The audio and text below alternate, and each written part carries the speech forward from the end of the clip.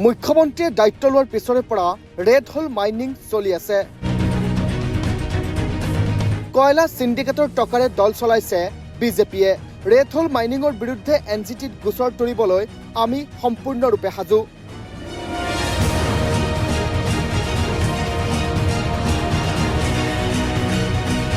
উমৰাংচুৰ অবৈধ কয়লা খনিক লৈ পুনৰ সৰব হৈছে বিৰোধী। অবৈধ কয়লা খনিৰ সৈতে জড়িত মূল অভিযুক্তক ৰক্ষণাবেক্ষণ দিয়াৰ অভিযোগ লুৰিণজ্যোতি গগৈৰ। অবৈধ ৰেড হোল মাইনিঙৰ সৈতে জড়িত দেৱলাল গাৰ্লছা আৰু কণিকা হোজাইক গ্ৰেপ্তাৰৰ দাবী লুৰিণজ্যোতি গগৈৰ। কণিকা হোজাই খনন কৰিছে, তেওঁ AMDCয়ে তেওঁক চালান আৰু টিপি দিছে, অনুমোদন দিছে। দেৱীলাল গাৰ্লছা ইয়াৰ লগত জড়িত।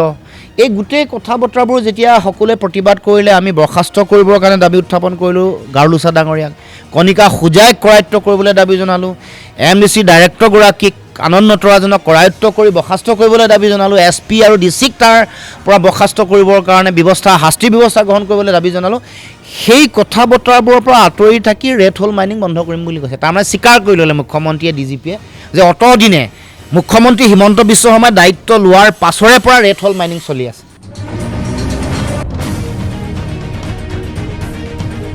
উমৰাংচুৰ কয়লা খনিত শ্ৰমিক আবদ্ধ হৈ পৰাৰ পিছত পোহৰলৈ আহিছিল অবৈধভাৱে চলি থকা ৰেড হোল মাইনিঙৰ কথা।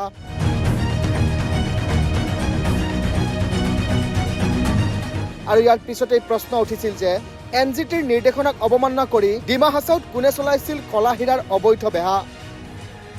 এই প্ৰশ্ন উদয় হোৱাৰ পিছতেই মুখ্যমন্ত্ৰীৰ নিৰ্দেশনাত গ্ৰেপ্তাৰ কৰা হৈছিল অবৈধ কয়লা খনিৰ লগত জড়িত পুনিচ নুনিছা। কিন্তু মূল ব্যক্তি পুনিচ নুনিছা হয়নে? এই প্ৰশ্ন উত্থাপন হোৱাৰ একমাত্ৰ কাৰণ হৈছে যে এই অবৈধ কয়লা খনিৰ লগত জড়িত কণিকা হোজাইৰ পোৱা গৈছিল তথ্য।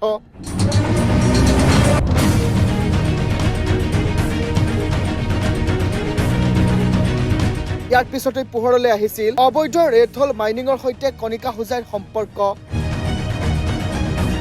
কিন্তু ইমানৰ পিছতো তদন্ত নহল কণিকা হোজাইৰ বিৰুদ্ধে। জালত পৰিল পুথিখলিহনা, হাৰি গল ৰৌ বৰালি। কণিকা হোজাইৰ বিৰুদ্ধে তদন্ত নোহোৱাৰ কাৰণ হৈছে যে উত্তৰ কাছাৰ পাৰ্বত্য স্বায়ত্তশাসিত পৰিষদৰ মুখ্য কাৰ্যবাহী সদস্য দেৱলাল গাৰ্লছাৰ পত্নী কণিকা হোজাই। আৰু সেইবাবে হয়তো কণিকা হোজাই নাহিল তদন্তৰ আওতালৈ। আৰু এতিয়া এই বিষয়টোক লৈ সৰব হৈছে অসম জাতীয় পৰিষদৰ সভাপতি লুৰিণজ্যোতি গগৈ। লুৰিণজ্যোতি গগৈৰ দাবী, অবৈধ কয়লা খননৰ লগত জড়িত দেৱলাল গাৰ্লছা আৰু কণিকা হোজাইক গ্ৰেপ্তাৰ কৰিব লাগে।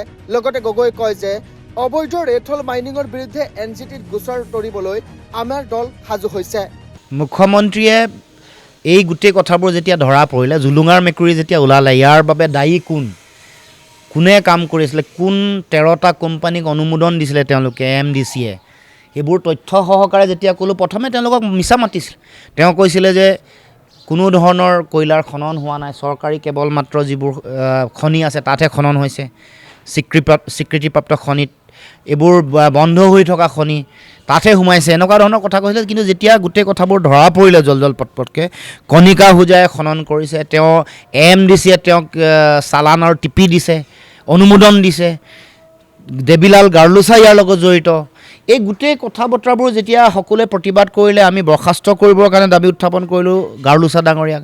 কণিকা হোজাইক কৰায়ত্ব কৰিবলৈ দাবী জনালোঁ।